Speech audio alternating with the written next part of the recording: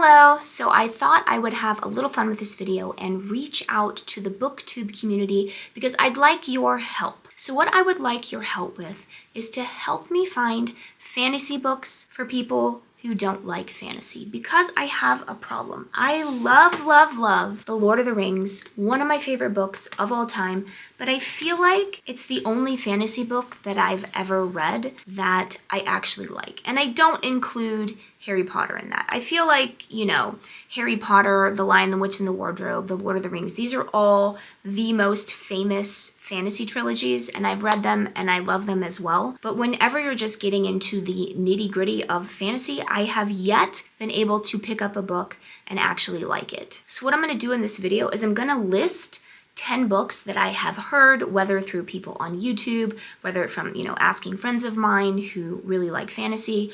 What are some books that I could try that are fantasy that I might actually like? And these are titles that have come up over and over again. And I'd really love it if you guys could comment below whether or not you think I will like these books. If you've read them, of course. Obviously, this is a question that I'm asking to people who like to read fantasy. And I always like to broaden my horizons in the genres that I read. And I keep sort of dabbling in fantasy and keep sort of failing. So the first book I'm going to talk about is The Name of the Wind by Patrick Rothfuss. So I've seen this book featured over and over again as a great classic fantasy book. As far as I can tell what it's about, it has a little bit of Harry Potter vibes. I don't know which book came first, so maybe Harry Potter has a little bit of Name of the Wind vibes. I don't know. But it's about a boy wizard. It's a coming of age tale. It's about a school of magic. So let me know, is this one that I should pick up? Now next, Brandon Sanderson. So he is an author that I have often heard touted as someone to try if you don't like fantasy. And The Way of Kings is often used as a sort of,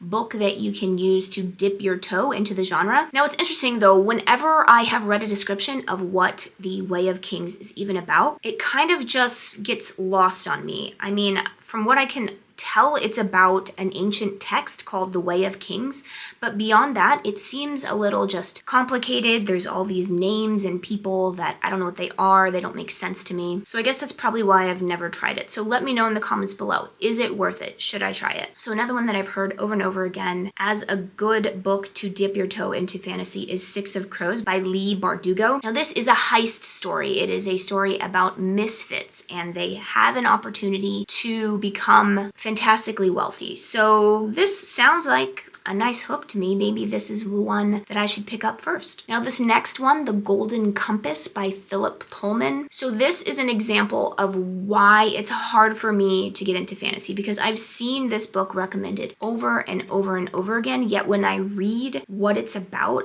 I can't get it. Like, it doesn't make sense to me. And maybe that's just my own brain. Maybe I'm just too literal. But here, I'll just give you an example. So the main character, I'm reading from the description here. The main character is Lyra, I don't know how to say the main character's name, but she is going north where her uncle Azrael is trying to build a bridge to a parallel world, which is dangerous, I guess. So I guess I just don't understand what that means. It's too vague to me. I guess I just don't get what are the stakes, right? I don't get the stakes from the description. But let me know. Is it something that a literal person like me can grasp? Now another one that I see all the time is The Golem and the Genie by Helene Wecker. Now this one I have been attracted to before, largely because it is about New York City, and I love New York City, but it is about a golem and a genie, which my understanding is they are sort of, demon-like characters in Jewish and Middle Eastern folklore. And I guess the reason why I've never picked it up, despite it being about New York City and having sort of historical fiction vibe as well, is because I tend not to like to read about characters that aren't human. I say this,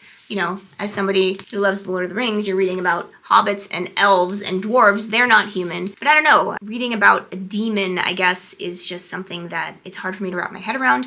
But let me know in the comments down below. Is that a book that I should use to dip my toe into fantasy? Now, another way that I could dip my toe into fantasy is to kind of go for some classics. And I've kind of been on a classics kick recently. Kind of my goal for the rest of this year and next year is to read a lot of classics that I never really, for whatever reason, I didn't read them in high school or in college. So The Once and Future King by T.H. White. This is a classic, and it is also a fantasy. It is the telling of the legend of Arthur. And the first book, so you can actually get it as one big long long book. The first book is A Sword in the Stone. That was actually one of my favorite movies as a kid, so I don't know. Maybe I should start with that one. I've also heard that Watership Down by Richard Adams is a great book. It is a classic and it is also a fantasy. It is about a bunch of rabbits. Again, I don't typically like to read about non-human creatures, but maybe I should start here. Maybe I should go the classic route. I have heard that the audio of this book is particularly good. Maybe I could try it that way, try it on audio. But my understanding, it is about,